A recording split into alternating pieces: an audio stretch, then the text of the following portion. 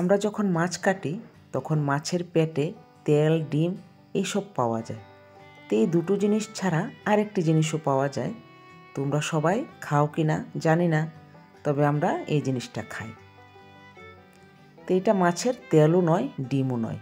এই যে দেখো এই সাদা অংশটা, এই যে ছোট ছোট এই অংশটা, এটা অনেকটা দেখতে মাছের তেলের মতো, তবে এটা তেল নয়, আমরা এটাকে মাছের তেলই বলে থাকি।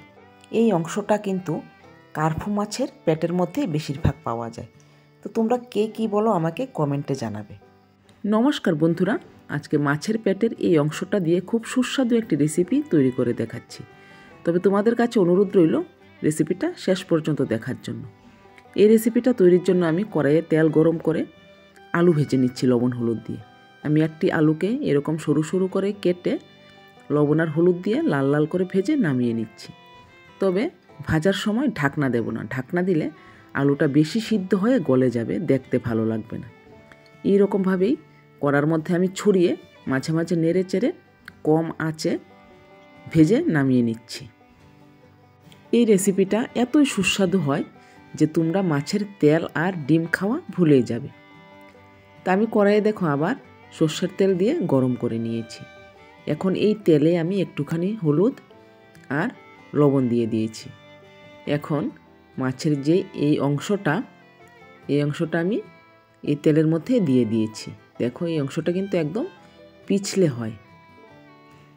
তো এখন খুন্তি দিয়ে নেড়ে চেড়ে লবণ আর হলুদের সঙ্গে মিশিয়ে দিচ্ছি।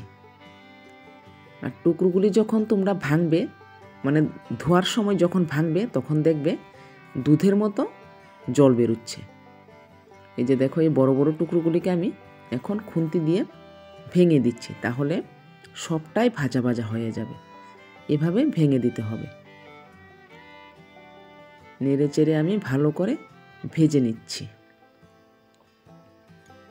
কম আঁচেই কিন্তু এই রান্নাটা করবে, তাহলে দেখবে সুস্বাদু হবে, দেখতেও সুন্দর লাগবে।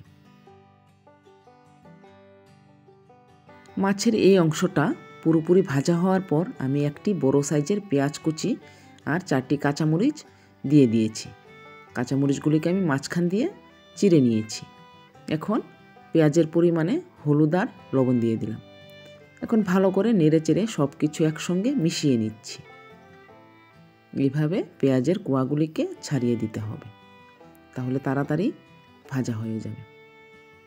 এইভাবে আস্তে জালে নেড়ে চেড়ে একটু ভেজে নিতে হবে। দেখো আস্তে আস্তে জালে নেড়ে চেড়ে আমি এইভাবে ভেজে নিয়েছি। আর কাঁচামরিচগুলিকে এভাবে একটু চটকে দিচ্ছি খুন্তিটা দিয়ে, তাহলে ঝালটা উঠবে। একটু ঝাল হলেই খেতে ভালো লাগবে। আর শুকনা মরিচের গুঁড়া দেবে না, শুধু কাঁচামরিচ দিয়ে কিন্তু রেসিপিটা তৈরি করবে।